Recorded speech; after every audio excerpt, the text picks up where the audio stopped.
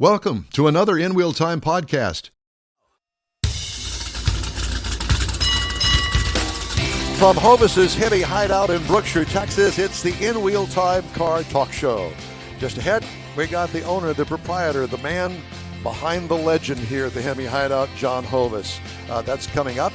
Jeff has the cruise in and events calendars, and we'll have stories making automotive news headlines this week. We already did that. We did the cruise in. Oh, we did? Yeah.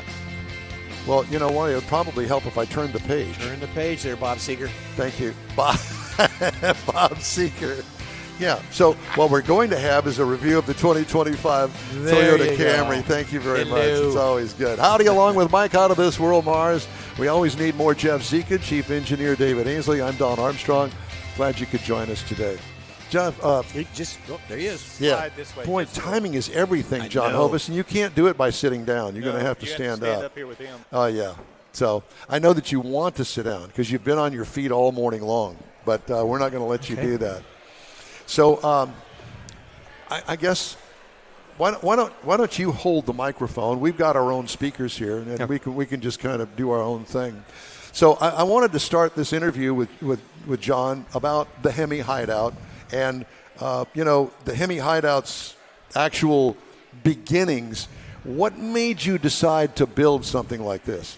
I'm like everybody else in the crowd, busy raising kids, fighting a corporate battle, and at 55 getting tired, and I want to do something fun before the show's over. So this is what we did. We built this building and started finding all this stuff, and this has been the most wonderful journey, finding all the signs and what have you. So, John, let's talk just a little bit about the actual structure itself. Okay. And this is timber frame construction, and I'd never heard of it before, but it's really old school. It is old school. So this is a scissor arch. If you look how this goes up and crosses in the middle, that's a scissor arch timber frame. All the timbers are Douglas fir, the only species that you can get that'll span these distances in the U.S. today, other than redwoods. Someone else already cut the redwoods down. But it's all assembled with oak dowels. There's no screws, bolts, or glue. So an inherently strong building. It's holding up a tremendous amount of weight. Every time we add another sign, it compresses the joints. It gets stronger and stronger until one day we overload it. Well, hopefully that won't happen. And the other thing is that I don't know, most of you, I think, that came in through the front door. Yes. I would encourage you to go and look at the wonderful patio out back. Mm-hmm. It's got a very unique bar out there in the bar stools. That's true. We also have a restoration shop behind the building we can take you to, show you some of the projects being restored, take you on a golf cart, and pick you up if you'd like to see some of those things. But a lot of uniqueness around the building. The water feature in the front is pretty. And it's part of the scheme here. We built the building, started doing the signs, and then the outdoor landscaping became kind of like the icing on the cake, so to speak. Yeah, well, it is truly amazing to see all of this. And you wonder how you get the cars in here. Huge doors down there at the end. Sure, you could drive an 18-wheeler, loaded 18-wheeler in through those doors, but we drive most of the cars out this way. We've had some people ask us, well, where are the keys to the cars? They're in the ashtray, but good luck getting out of the door. Yeah, you ain't going to get out of the building. I could promise you that. Probably won't happen. So let's talk a little bit about the cars themselves. I mean, you've got some classics in here. You've got some race cars in here, and I know that you've got your favorite over there, the green Cuda. Sure. Yeah. So let's talk a little bit about that. And you want to start there in the back and talk about some of those cars? Well, these were popular when I was a young man. I was 18 in 1970, so I was right there at the peak of the muscle car era, and I love the Dodge Superbee. So that's why it's all Dodge and Plymouth. There's a 66 Belvedere Hemi in the back, in the corner back there, a Roadrunner convertible, 1970 with a 446 pack. Next car is a Hemi Superbee. They only made 34 Hemi Superbees in 1970, so super rare. There's a Superbird, a couple of Challengers, and I want to try to get a little bit of everything, and from the good old days when I was a young buck. And you know what my favorite car in here is? What's that? Yeah, the Duster. The Duster. That's the only A-body in the whole deal, the only 340 in here. The rest of them are all Hemis and six-packs, but they've almost become play second fiddle because the signs have kind of taken the whole thing over. Yeah. And here's another a fun thing here. When you look around in Hemi Hideout, you look at all the signs, and there's about 4,500 pieces in here. And when you look around, if you guessed to what percentage are illuminated, what would you guess percentage-wise? Illuminated, probably 90%. Only 7%. What? Only 7% of these signs are illuminated. So if you look close, there's a lot that's not illuminated. It does it's an optical illusion. It kind of does a number on you. But if you look close, most of these are not illuminated. And I just figured that out the other day. Out of the 4,500 signs, there's 330 neon signs or illuminated signs, but most of them are not lit. All right, let's talk about the signs for a moment. And, this started by the oil and the actual cars themselves. That's how the thing got going. That's true. And then all of a sudden, did you have a little brain hemorrhage or something and you just went crazy? I've been having brain hemorrhages since I was a kid. I'm the first to admit this is ridiculous, over the top. It's just completely insane, but such a fun journey to find all this stuff. And we keep going on different tangents with minerals, dinosaurs, country store tractors, ammo, just whatever. It's just fun, neat stuff. Well, the chuck wagon in the back, I think, is really a unique feature here. Yeah, you wouldn't want to pull that behind the car. No, you wouldn't want to do that, or take it cross country like a Lonesome Dove or something. That's an 1860 chuck wagon. Is that what it is? Uh-huh. It's all original. All original. 1860. Yeah. So how do you find these signs? That's the real question, because they're now not all oil or car related. That's true. I don't have to find them now. They're finding me. So originally, when we were young, you see them on the outside of the antique stores, and they're decorated their buildings with them. Today, if you do that, it won't last overnight. So they're all in collections now, and so we go to auctions, trade shows. We're people-oriented individuals, so we like to meet people. We get invited here, there, and all that. Unlike American pickers, you don't just pull into somebody's place; you get shot. But if you get invited, that's a different story. But when you started collecting this, you were going out to different businesses that actually had signs, didn't you? Well, we went to the Mecum auctions and Barrett Jackson auctions. We started buying there and then going to just sign auctions. So whenever you find this stuff for sale now, they're usually somebody's kicked the bucket and you're trying to get a piece of their action. So when Diane told me that when I die, she's going to make 2 phone calls. She's going to call the auction house first, then she's going to call the undertaker and have me picked up. By the way, Diane is here. I saw her walking around earlier, and is she still married to you? Whatever. She's had it up to here, but she's still there. Let's talk about my friend Bill Seitz, who is a dear friend of mine that I've known since the mid-'70s, and Bill was the one that introduced us. Yes. Because you had hired Bill to come out and help you build this place, didn't you? Yeah, actually, I've known Bill like you through the car circles and all that. Local car artist, everybody knows and loves Bill. And I've been talking about building a barn for a long time. And then he kind of got displaced with work, and he came by and said, "You know what? I'll help you kick this thing. Let's build the barn." And if he hadn't come and done that, I'd still be talking about building a barn. Yeah. So I owe it to him, or as he puts it, I blame him for starting this. But again, what a wonderful Well, he was kind of journey. like the foreman for you here. He was. He oversaw the construction and did a lot of the design work in here, all the artwork, like these panels on the wall. A lot of Bill Seitz is inside this building. Yeah. Another unique feature of the building is the diner. Yes. Tell us about the diner. Okay, so the diner, we were trying to mock up a 1950s diner, and Shelley Gates is our event coordinator here, and also a young lady that we hired early on to help with lighting and different touches. Bathrooms, yeah, we had one stall in the women's restroom. She said, "That won't fly." So we got 2 stalls. We should have put 6. But anyway, we're trying to save space, I guess. But again, so many people put so much heart and soul into this. It's really, we all have ownership in it, and we're proud of it. And, it wasn't perfect from the very beginning as much as you wanted it to be. Mm-hmm. For instance, the sound system gave you all sorts of trouble, and you've learned through the years not only things like that, but also this is a venue for different kinds of things. You've had Yes. weddings in here, you've had funerals in here, and everything in between. Yep. Tell us about some of the trials and tribulations you've had with some of that. Oh, we've had a bunch of police events out here. We've had to call the cops out here numerous times when people get out of hand. But for the most part, it's all been good. We do a lot of charity fundraising here. When you can rent this out for a private event, and if you do, we'll match that money. That's all going to go to charity as well. So we're trying to have fun here and not run a business. Yeah, and it really is kind of like your home here. I mean, it's just an extension of your house. It is. And so we're all very honored to be invited into your house here and to get to see all the paintings on the wall. Well, really, this was built to be a man cave. I'm first to say it got out of control, but it was going to be friends and family coming by, and then people started coming. I never dreamed that we'd be doing this kind of thing you at got all. children and grandchildren, too. Yeah, that's right. And when they come in here, they go, Paw?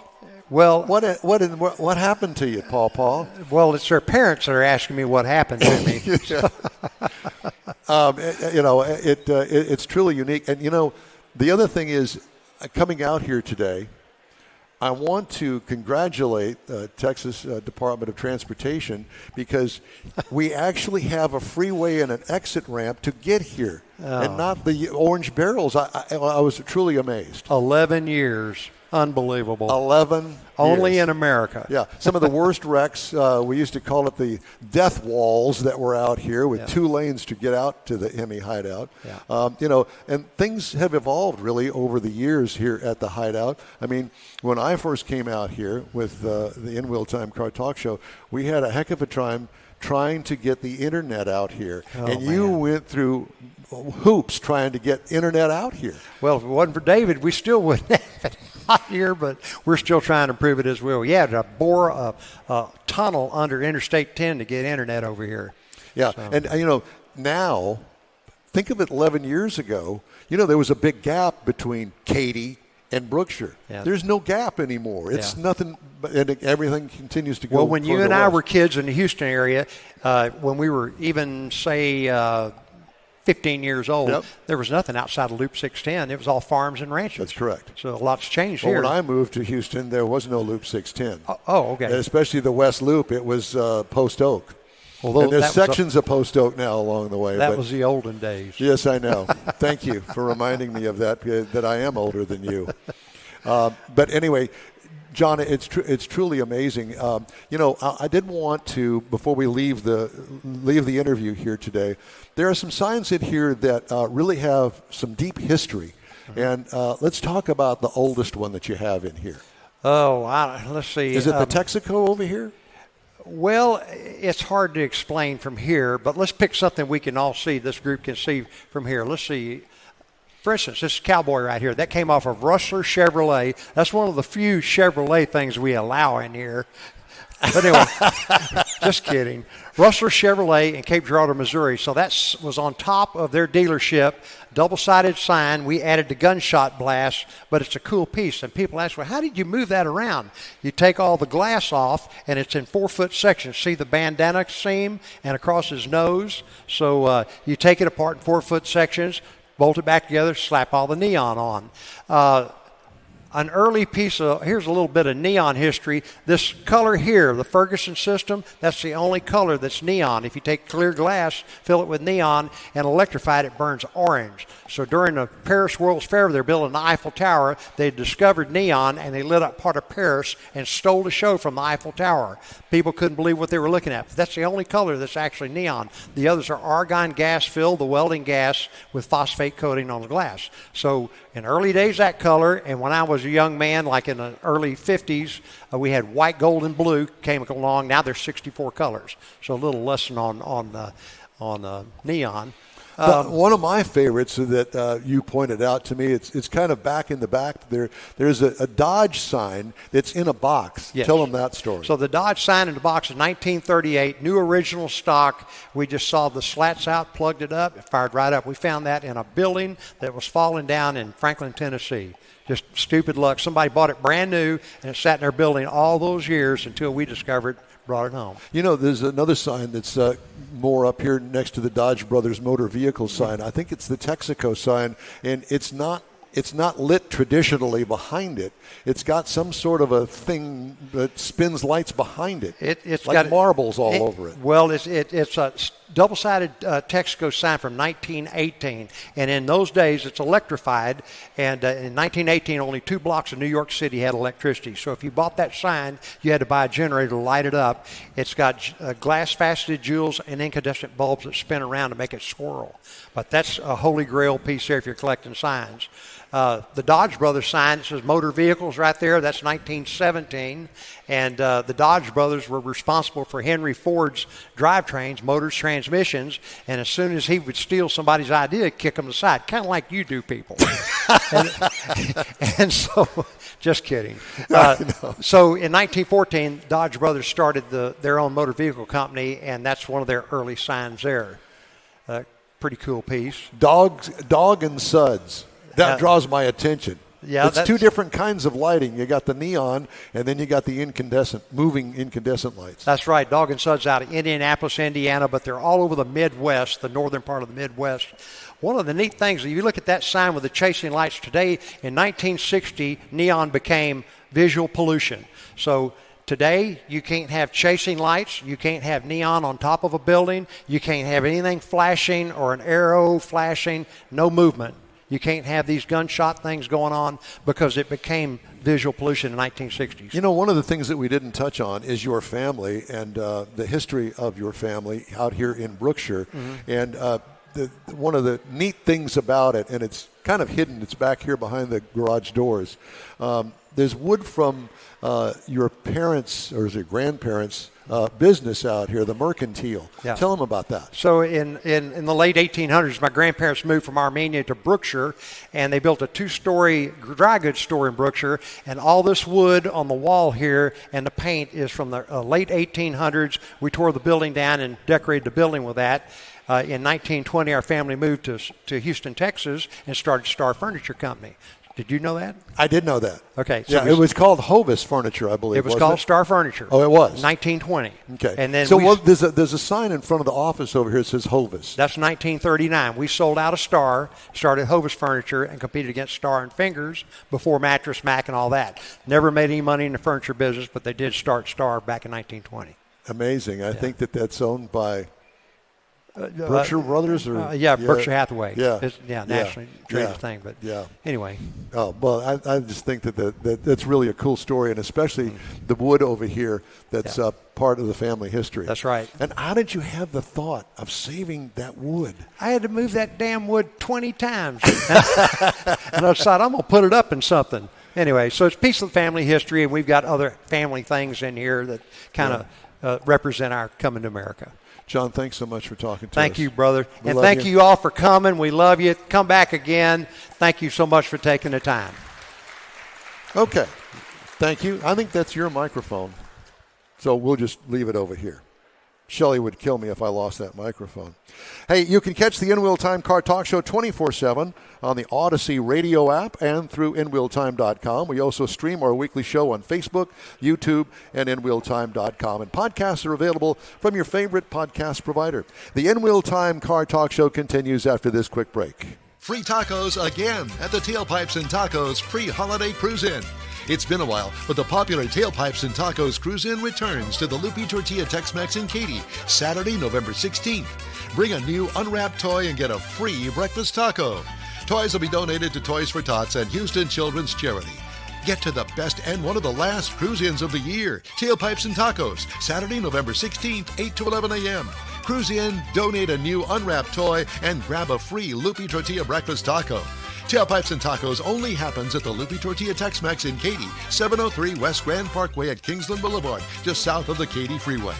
It's the end of the year car show season, and what better way to celebrate than with a free taco and camaraderie at Tailpipes and Tacos, Saturday, November 16th, 8 to 11 a.m. The InWheelTime Car Talk Show will be there too. Bring a toy, get a free Lupi taco, and feel good about heading into the holiday season at the Lupi Tortilla Tex-Mex in Katy. Is your car ready for that all-important holiday road trip? Gulf Coast Auto Shield is having another car social Saturday, December 7th, and you're invited. Bring your car, truck, or SUV and find out what it'll take to get that thing looking new again. Gulf Coast Auto Shield is your one-stop shop for paint detailing, coatings, window tint, clear bras, camera installs, and wheel repair. The Car Social is your opportunity to get a tour of this state-of-the-art facility located at 11275 South Sam Houston Parkway, just south of the Southwest Freeway. Join the Car Social Saturday, December 7th, 9 to noon. Talk to other owners and see how good your car can look on the road trip to Aunt Mary's. She'll want that good-looking ride in her driveway, I promise. Put it on your calendar. The Gulf Coast Auto Shield Holiday Car Social and Road Trip Get Ready. Saturday, December 7th, 9 to noon at 11275 South Sam Houston Parkway, just south of the Southwest Freeway. The InWheelTime Car Talk Show will be there too. We'll see you then. And the InWheelTime Fall Tour, remote tour, continues next weekend at Tailpipes and Tacos, the Cruise In, on November 16th at the Katy location of Lupe Tortilla Tex-Mex.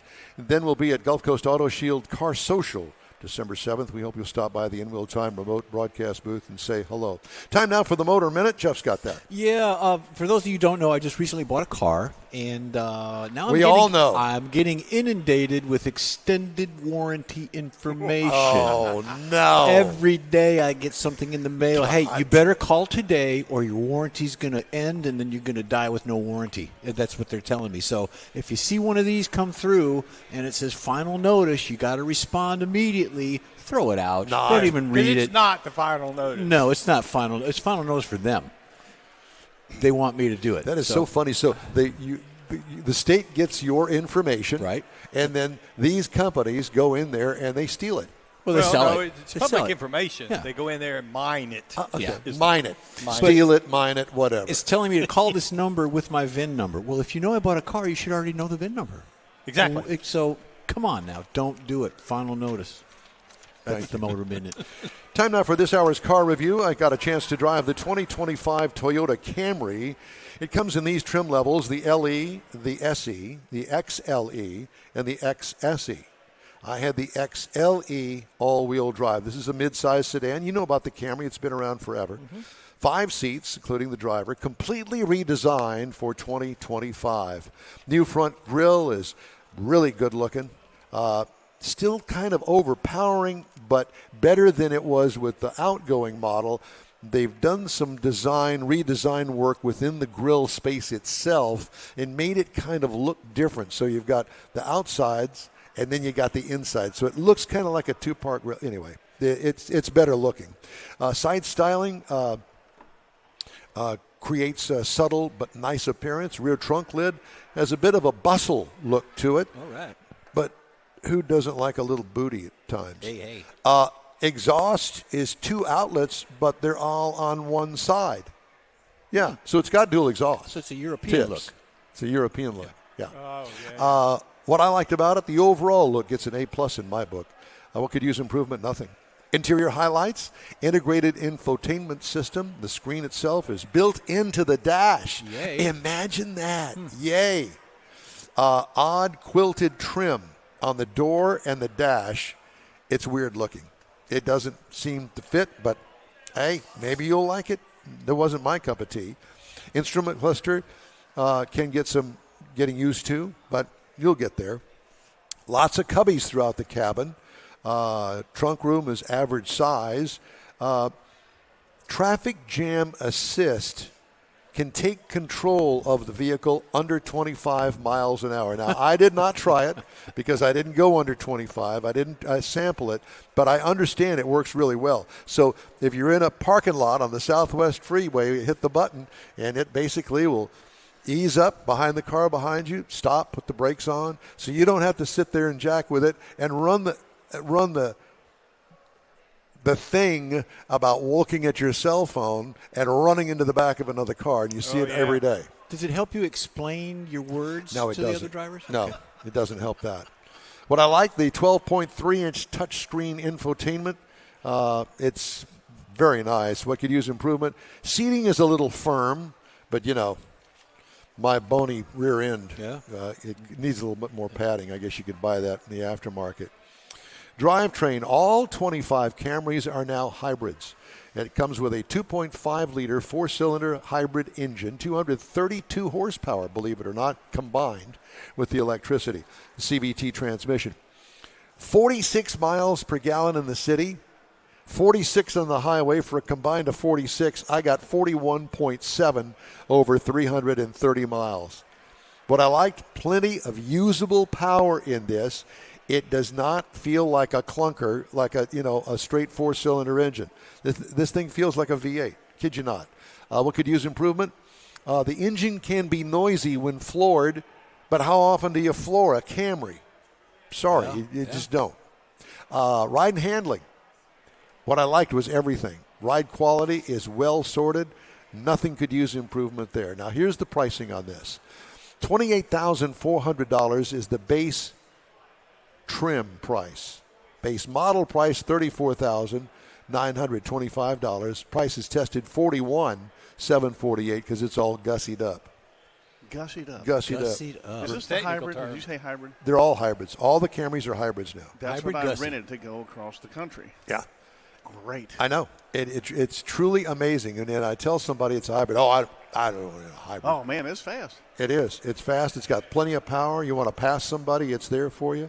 So as far as competitors, and they're really not competitors, Honda Accord, the gasoline version is $28,295. Their hybrid version is $34,703. So that's right there up against them. So I guess Honda Accord would be the only hybrid in the bunch. Kia K5, gasoline motor, $26,990, but no hybrid is offered. And the Hyundai Sonata, which is akin to the K5, it's a gasoline motor. It's $26,600. That's my review of the 2025 Toyota Camry. All right. I really liked it. When I knew that I was going to get the Camry, I thought, the Camry? Yeah. Really? I hope you get it, because I think that you're going to be really impressed. I'm shocked, actually. Yeah. You think of the Camry as a 4-cylinder. Yeah. In earlier days, it was Right. a V6. You don't need all of that. And it is a little pricey, but 41 to 46 miles per gallon? Hello, I'm all over Well, that. and you got Toyota quality behind it. That's exactly right. So, Yep. all right.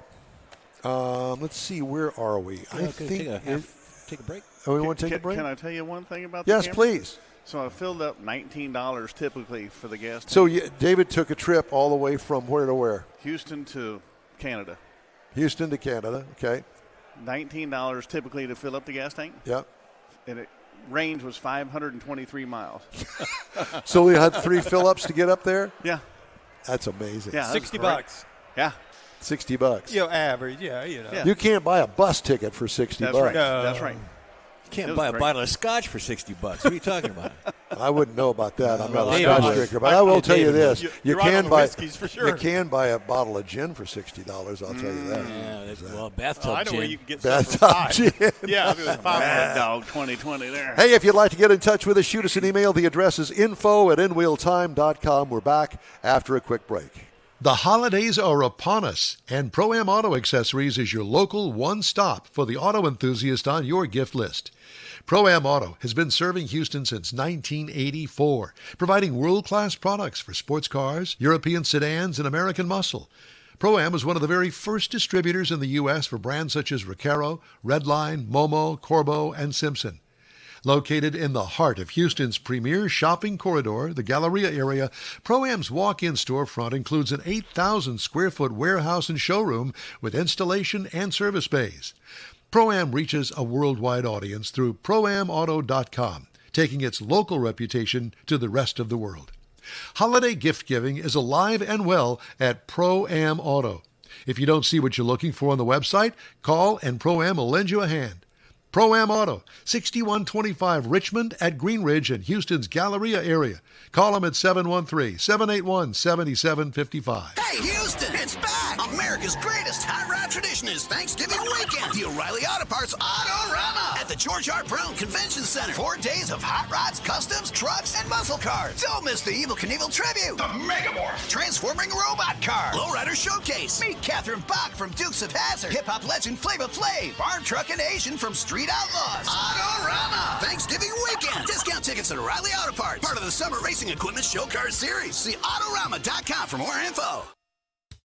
That's it for this podcast episode of the InWheelTime Car Show. I'm Don Armstrong, inviting you to join us for our live show every Saturday morning on Facebook, YouTube, Twitch, and our InWheelTime.com website. Podcasts are available on Apple Podcasts, Spotify, Stitcher, iHeart Podcast, Podcast Addict, TuneIn, Pandora, and Amazon Music.